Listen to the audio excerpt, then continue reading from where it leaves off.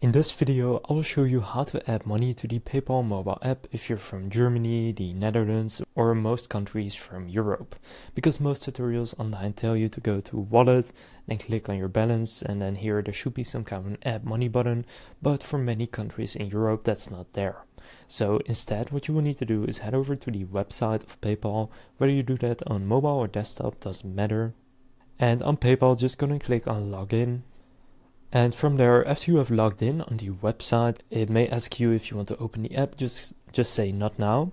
And from there you will see your PayPal balance. Now here there's also no direct add money button, but if you click on the three dots, then right here it should say instantly top up money, in this case via Ideal, which is available in a few Europe countries. For you it may be something else, but just go and click on top up money. And then from there click login with PayPal, and then you can go and use, in this case, Ideal to add money to your PayPal balance. So that means you can do it directly from your bank account. So that's how to add money to your PayPal account from your bank account if you are in Europe, in a country where it doesn't say add money directly in the app.